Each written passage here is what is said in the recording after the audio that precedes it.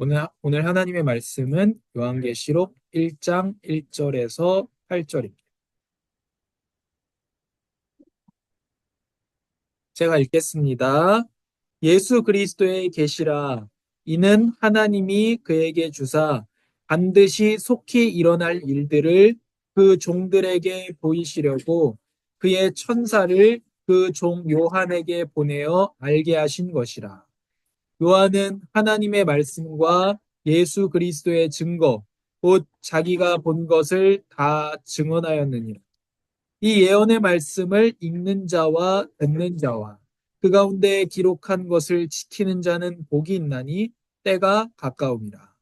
요한은 아시아에 있는 7교회에 편지하노니 이제도 계시고 전에도 계셨고 장차 오실 이와 그의 보좌 앞에 있는 7영과 또 충성된 증인으로 죽은 자들 가운데서 먼저 나시고 땅의 임금들의 머리가 되신 예수 그리스도로 말미암아 은혜와 평강이 너희에게 있기를 원하노라. 우리를 사랑하사 그의 피로 우리 죄에서 우리를 해방하시고 그의 아버지 하나님을 위하여 우리를 나라와 제사장으로 삼으신 그에게 영광과 능력이 세세토록 있기를 원하노라. 아멘. 볼지어다 그가 구름을 타고 오시리라. 각 사람의 눈이 그를 보겠고 그를 찌른 자들도 볼 것이요 땅에 있는 모든 족속이 그로 말미암아 애곡하리니 그러하리라. 아멘. 주 하나님이 이르시되 나는 알파와 오메가라. 전에도 있고 이제도 있고 전에도 있었고 장차 올 자요 전능한 자라 하시더라. 아멘. 하나님 감사합니다. 지금 이 시간 우리가 하나님의 말씀을 듣기 원하오니 우리에게 말씀하여 주시고 하나님의 말씀인 성경을 알 수 있도록 또 우리가 믿고 따르고 읽는 자들, 복을 받는 자들이 될 수 있도록 성령께서 빛을 비추어 주시옵소서. 예수님의 이름으로 기도합니다. 아멘. 오늘 말씀 제목이 이제도 계시고 전에도 계셨고 장차 오실 왕입니다. 요한계시록 설교 제가 처음 해봅니다. 뭐 대부분의 성경 본문이 그렇겠지만 처음 설교해보고 이때까지도 요한계시록 설교를 들어본 적도 없습니다. 그러니까 들어본 적도 없는 본문으로 설교를 하게 됐는데요. 아마 궁금증이 꽤 있으실 겁니다. 신앙생활하면서 요한계시록에 대해서. 요한계시록 하면 생각하는 것들이 이제 어렵다. 이런 것들을 많이 생각하고. 왜냐면 요한계시록의 상징들이 엄청 많이 나옵니다. 또 신천지에서는 14만 4천 명. 14만 4천 명이라는 숫자가 나옵니다. 요한계시록. 근데 그게 상징이거든요. 근데 14만 4천 명밖에 구원을 못 받는다. 거기에 들기 위해서 열심히 노력해야 된다. 이렇게 말하고 있습니다. 그래서 요한계시록을 이용한 많은 이단들이 있습니다. 다미선교회라고 하는 데는 또 뭐 다니엘이나 요한계시록 등을 이용해서 예수님께서 오신다. 세계가 종말이 온다. 이런 것들을 가지고 사람들을 현혹했었고 많은 이단들이 요한계시록을 이용하고 있습니다. 그래서 종말의 날짜를 맞추려고 하거나 계시록의 상징을 가지고 미래를 점치는 일에만 관심을 가지고 사람을 많이 현혹하고 있습니다. 그래서 요한계시록에 보면 이제 메뚜기 떼 이런 게 막 나오거든요. 재앙으로. 근데 요한이 그 메뚜기가 뭐냐? 헬기와 헬리콥터와 전투기를 말하는 것이다. 요한이 미래의 전쟁을 보고 전쟁이 일어날 걸 보고 요한은 헬리콥터 본 적이 없죠. 그러니까 그거를 메뚜기로 표현했다. 이렇게 얘기한다든지. 그러니까 아무튼 이 사람들의 관점은 뭐냐면 미래를 맞추는 데에 관심이 있는 거예요. 그러니까 성경의 목적은 미래를 맞추는 데 있는 게 아니죠. 구약에도 선지서들이 있습니다. 그 선지서들이 미래를 맞춥니다. 우리가 그거는 볼 수가 있는 거죠. 왜냐면 다니엘이나 그런 데 있었던 거를 보면서 실제로 그 왕들이 세워지고 무너지게 된 것을 우리가 이미 역사가 지나왔기 때문에 우리가 알 수가 있고, 또 예레미야 같은 경우에도 예레미야 선지자가 예언을 하거든요. 70년 뒤에 이스라엘이 바벨론 포로에서 돌아올 것이라고. 실제로 70년 뒤에 돌아왔다는 역사적 사실을 우리가 알고 있죠. 그러니까 미래가 성경에 예언된 것이 분명히 이루어지는 것은 맞는데, 성경은 미래를 예측하기 위한 어떤 사주에 대한 책이 아니거든요. 성경은 무슨 목적으로 쓰여졌습니까? 예수 그리스도를 증거하는 하나님의 편지가 성경이잖아요.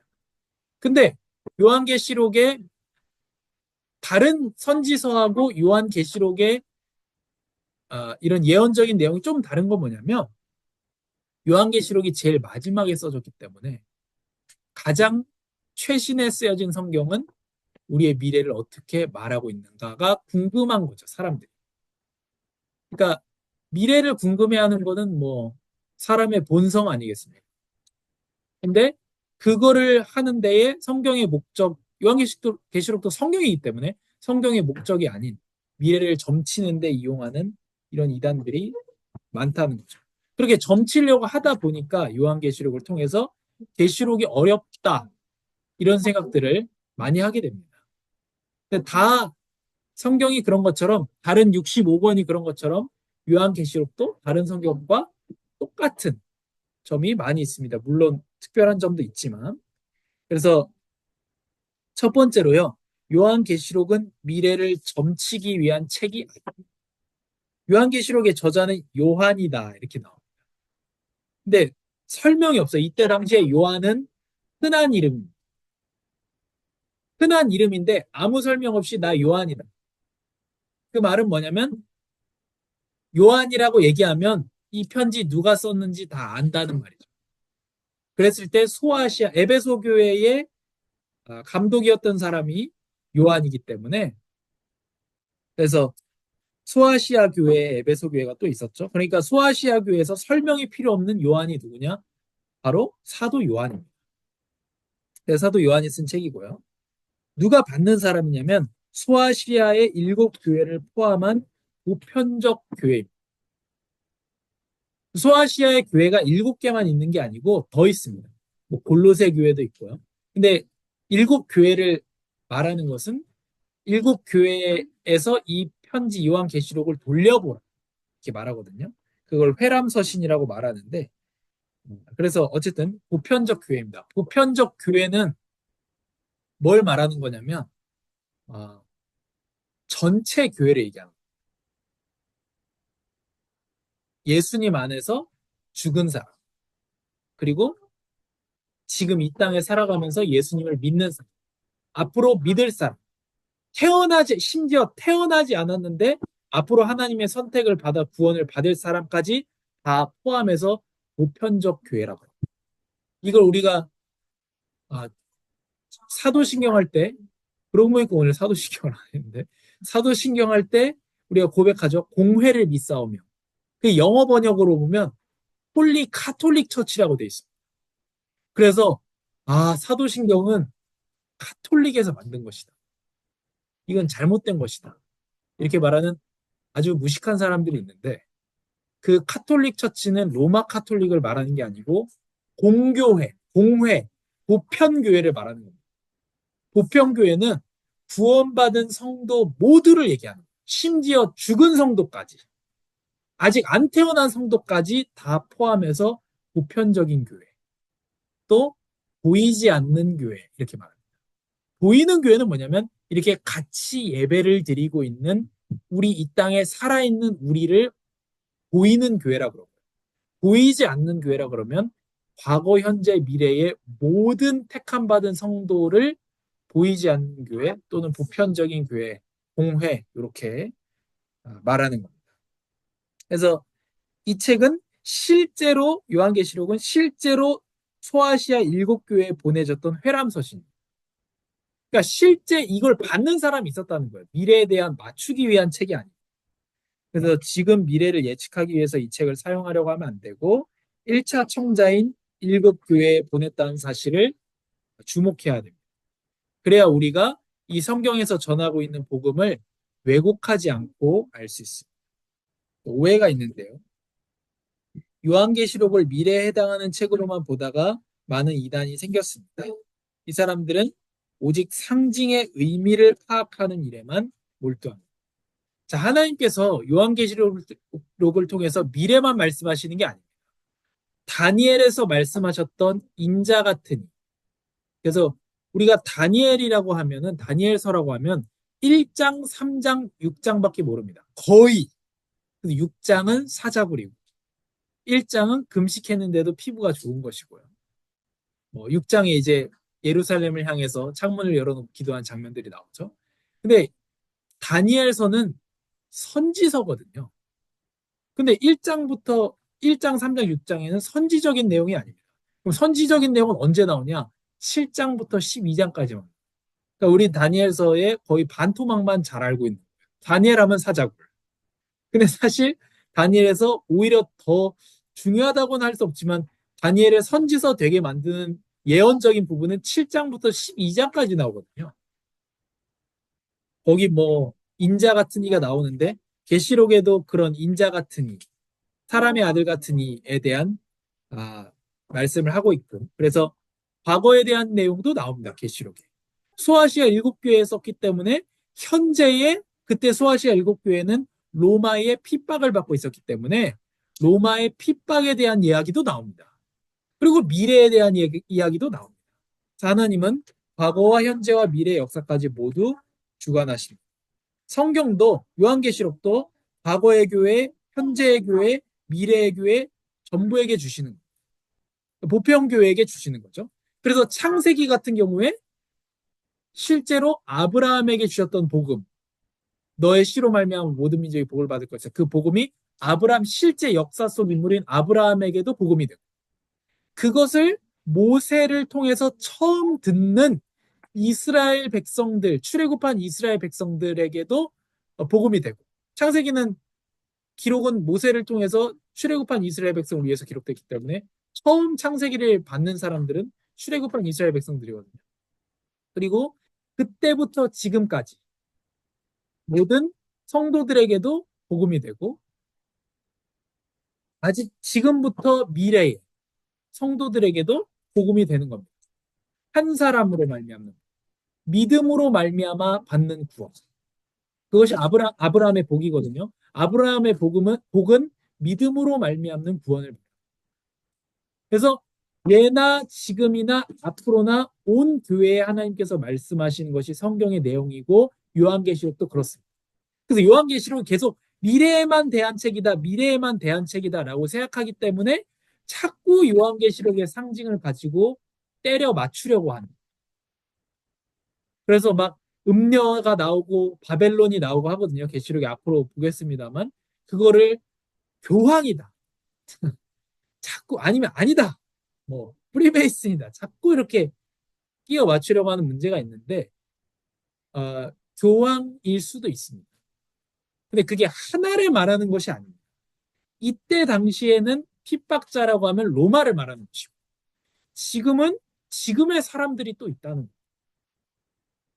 그래서 너무 그렇게 한 관점으로만 요한계시록을 보려고 하면 문제가 많이 생기게 됩니다. 그래서 창세기부터 시작해서 요한계시록까지의 문맥을 가지고 요한계시록이 성경 중에 한 권이라는 사실을 알고 읽어야 됩니다. 미래에 대한 책이 아니라 과거와 무엇보다 현재에 관련 책입니다. 그래서 요한계시록은 예수님의 초림 그리고 다시 오시는 재림 사이에 있는 교회에 쓴 것이 분명합니다. 즉 누구에게 쓴 거죠? 요한계시록은 우리한테 쓴 거. 누구보다도. 그래서 미래를 점치기 위해서 있는 그런 무당들이 읽는 책이 아닙니다. 환난 중에 선택을 당하는 성도들의 믿음을 칭찬하기 위한 목적이 있습니다. 그리고 악한 부분을 책망하여 회개하게 하시고요. 이기는 자들이 새 창조 세계를 상속받을 것을 약속하십니다. 새로운 창조 세계, 새 예루살렘으로도 표현되고 예수님과의 혼인 잔치로도 표현되고 사람들이 자기의 면류관을 어린 양의 발 앞에 던지고 이런 것들로 계속 나오게 됩니다. 그래서 이 당시에는 로마에 의해 핍박을 받던 1차 청자, 소아시아 7교회죠. 세상에서 환난을 당하는 성도들. 그때는 로마에 의한 핍박이었고, 지금은 세상에서 환난을 당한 성도, 미래에는 또 다른 어떤 대통령이든 왕이든 존재가 성도를 핍박할 수가 있겠죠. 또 사장이라든지 누가 핍박할 수 있겠죠. 그 모두를 다 말하는 거예요. 꼭 누구다, 교황이다 이걸 말하는 게 아니고. 그래서 그리스도가 확실히 구름을 타고 오시고 모든 사람이 그를 볼 것을 확증합니다. 재림 때까지 우리가 살고 있는 모든 시간과 공간에서 지금도 예수 그리스도가 통치자임을 확증합니다. 그 두 가지를 말하는 겁니다. 예수님은 이미 오셔서 만물을 통치하고 계시다. 그리고 예수님께서는 다시 오셔서 만물을 완성하실 것이다. 두 가지를 동시에 말합니다. 그래서 오늘 내용이 약간 설교보다 어떻게 보면 강의라고 들리실 수도 있는데 이런 거를 가지고 두 지평이라고 말합니다. 그때 당시에도 성경이고 지금도 그 일반화된 내용에 대해서 성경이고 복음이라는 것을 말하고 있는 것입니다. 그래서 오늘의 제목이 이제도 계시고 전에도 계셨고 장차 오실 왕입니다. 예를 들면 야곱과 에서가 성경에 나옵니다. 야곱과 에서는 실존했던 인물입니다. 역사적인 인물입니다. 야곱과 에서는요. 그냥 단순히 의미가 아닙니다. 실제 존재했던 인물이고 그 다음에 1차 청자인 출애굽 당시의 이스라엘 백성에게 야곱의 또 다른 이름이 이스라엘이죠. 야곱 즉 이스라엘은 악함에도 불구하고 인본주의를 썼음에도 불구하고 하나님의 주권적 선택을 통해 백성이 되었다는 복음을 전합니다. 그러니까 야곱과 에서의 창세기의 내용은 출애굽한 이스라엘 백성에게 뭐가 느껴집니까? 우리가 악했지만 야곱 이스라엘인 우리가 악했지만 하나님께서 주권적 선택을 통해 자기 백성이 되게 만들어서 우리를 출애굽시키셨구나 라고 하는 내용을 전달하는 거예요. 그러니까 야곱을 통해서 하나님은 악한 사람에 대한 주권적 선택이라는 영원한 복음을 전하신다. 근데 그게 출애굽 당시의 사람들에게는 출애굽의 상황이라고 하는 것과 접목돼서 이렇게 느껴진다는. 또 이 이야기를 통해서 하나님의 주권적 선택이 그리스도 안에서 이루어진다는 영원한 복음을 전하는 겁니다. 이거는 과거 교회 성도, 과거 성도, 지금 살아있는 성도나 앞으로 태어날 성도나 모두에게 다 해당하는 거죠. 하나님의 선택을 통해 구원받는. 그리고 형제 갈등과 더 넓게 보면 갈등이라는 것에 이게 전형화가 된다는 거예요. 야곱과 에서. 그래서 현재 사람들에게도 미래 사람들에게도 복음을 전하고 삶에 적용하게 만드는 거예요. 그래서 영원한 복음을 전함과 동시에 과거나 현재나 미래나 삶에 적용하도록 하신다. 거예요. 그래서 성경을 이렇게 봐야 되고 계시록도 이렇게 봐야 되는 거예요.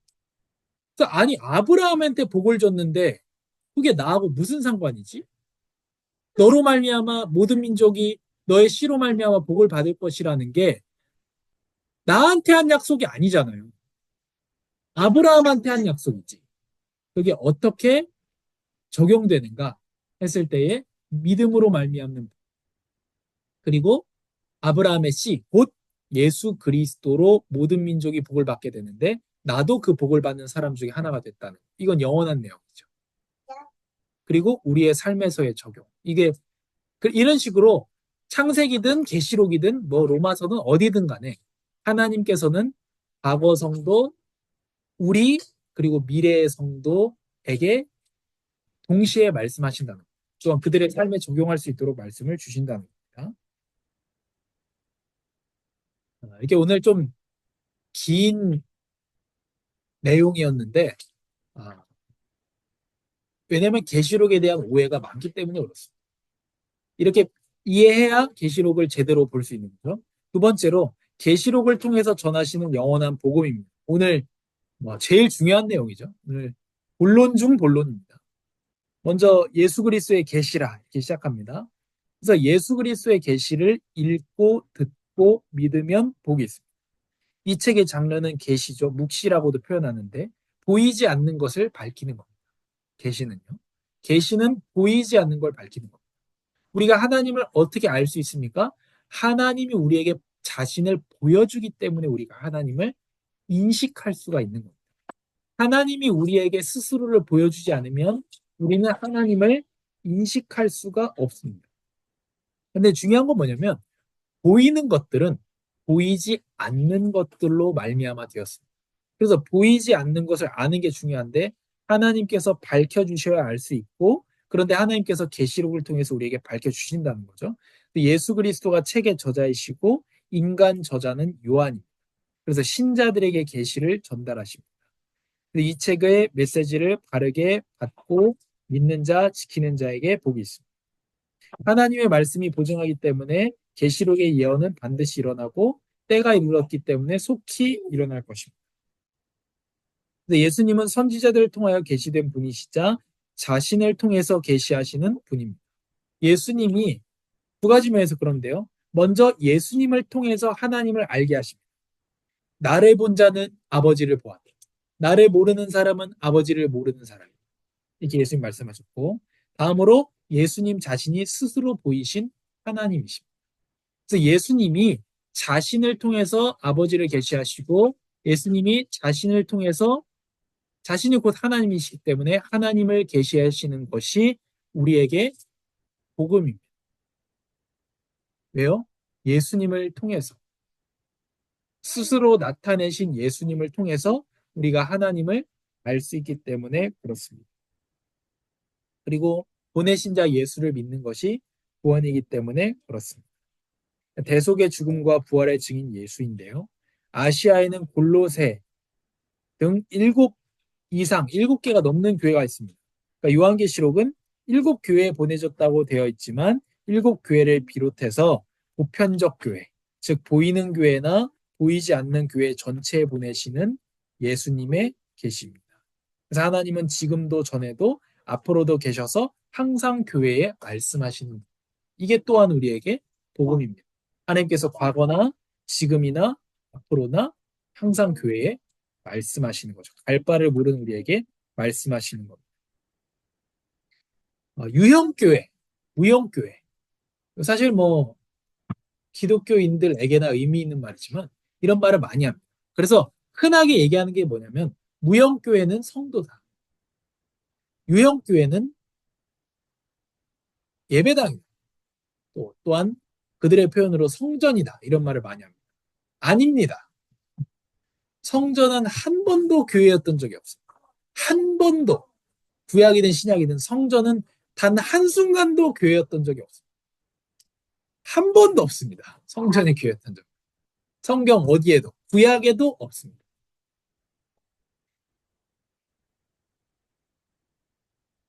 무형교회는 뭐냐면 보이지 않는 교회.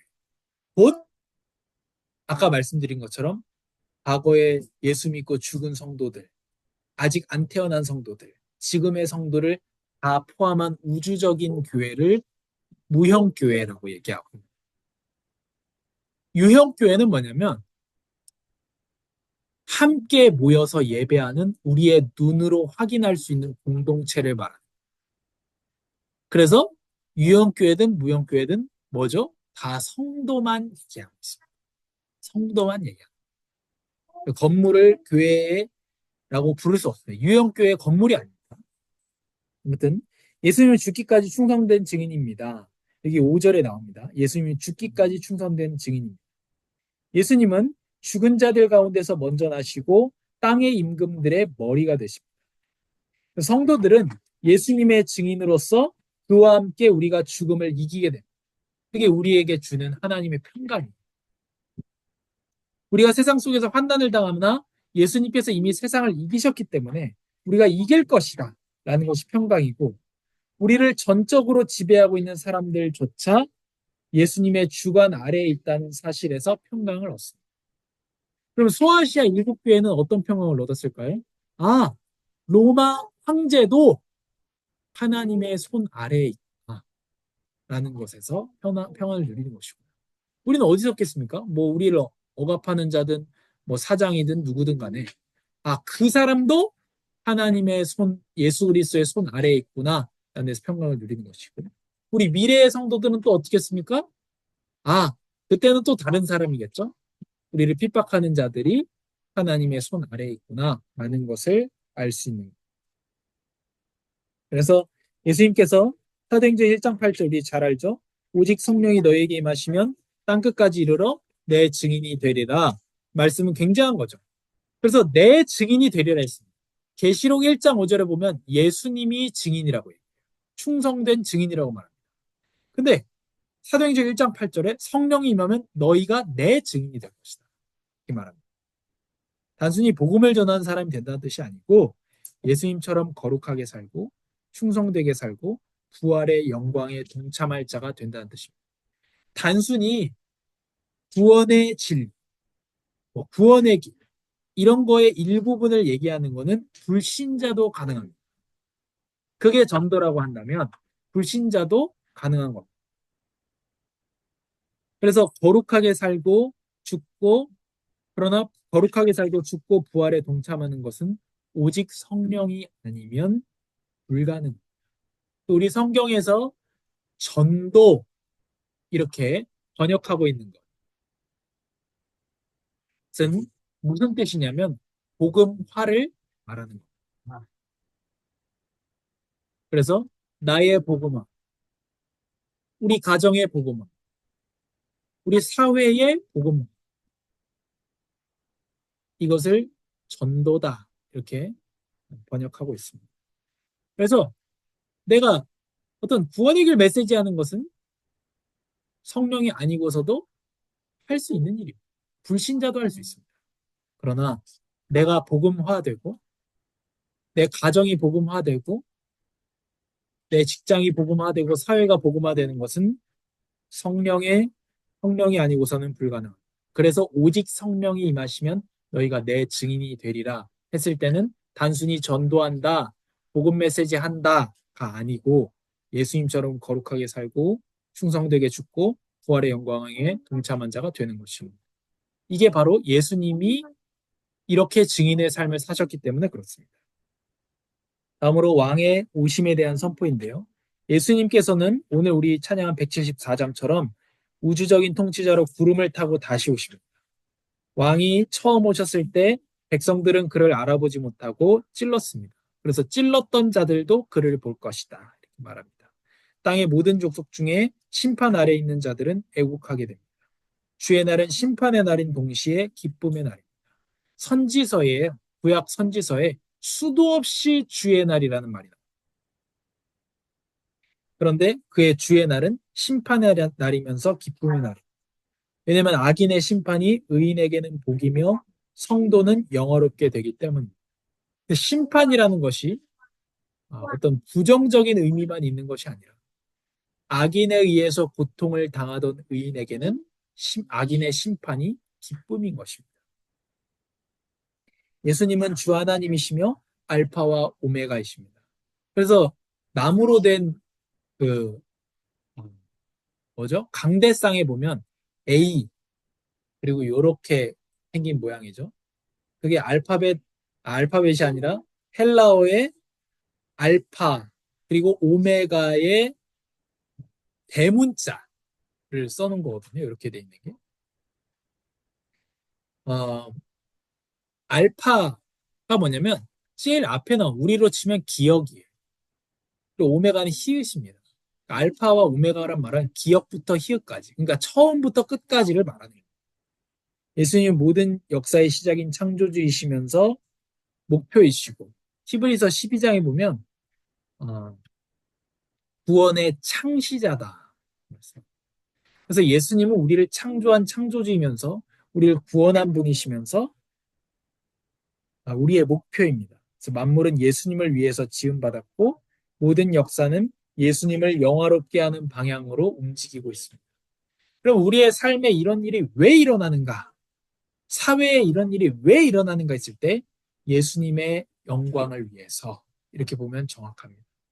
우리는 일부를 보고 또한 전체를 볼 수가 없기 때문에 의문을 가지게 되지만 우리는 믿음으로써 어떻게 볼 수 있죠? 지금 역사가 예수님을 영화롭게 하는 방향으로 움직이고 있다는 사실을 알 수 있습니다. 교회들 사이에 계신 인자인데요. 그리스도는 교회와 함께 하시고 교회들의 사정을 세밀히 다 아실 뿐만 아니라 말씀하여 주십니다. 예수 그리스도는 교회들에게 자신이 죽음과 부활을 통해 그들을 위협하는 위험과 사망을 다스리고 계심을 보증하기 위해서 압도적인 영광 가운데 구름 타고 나타나십니다. 예수님은 하늘에서 높은 곳에 계시지만 지상에 있는 교회들과 우리와 함께 계시며 우리의 필요를 우리 자신보다도 더 잘 아십니다. 그 내용이 계시록 2장에서 3장 사이에 나와 있습니다. 당시의 교회는 로마의 핍박 아래 있었습니다. 요한은 자신을 형제요 예수의 환난과 나라와 참음에 동참하는 자라고 소개합니다.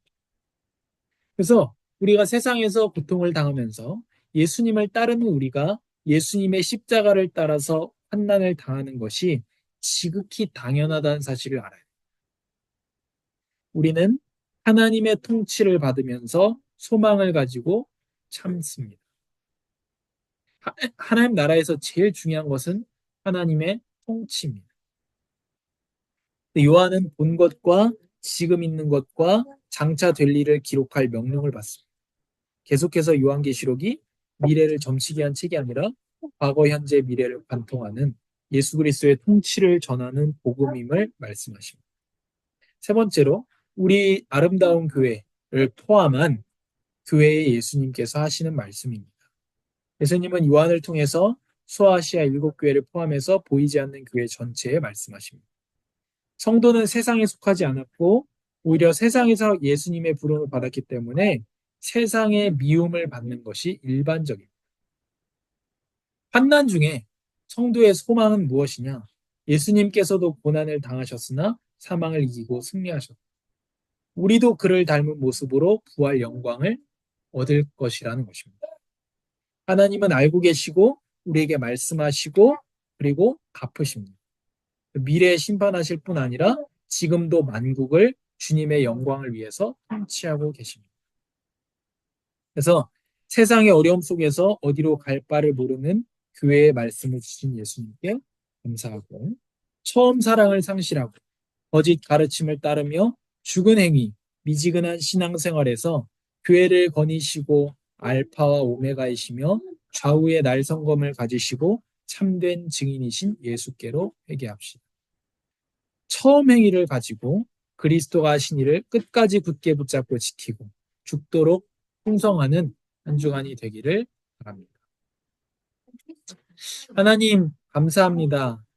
예수님께서 다시 오실 것, 그래서 우리를 영화롭게 하실 것에 감사합니다.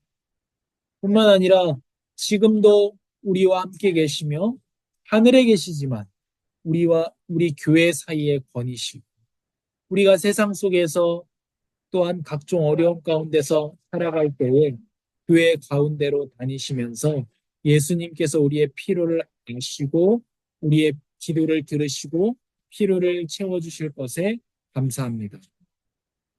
하나님, 과거나 오늘이나 미래나 교회와 함께 하시고 우리와 함께 하실 하나님의 은혜에 감사하며 한 주간 하나님 주시는 그 은혜, 그 말씀을 가지고 우리가 처음 사랑을 기억하며 살아가게 하여 주시옵소서.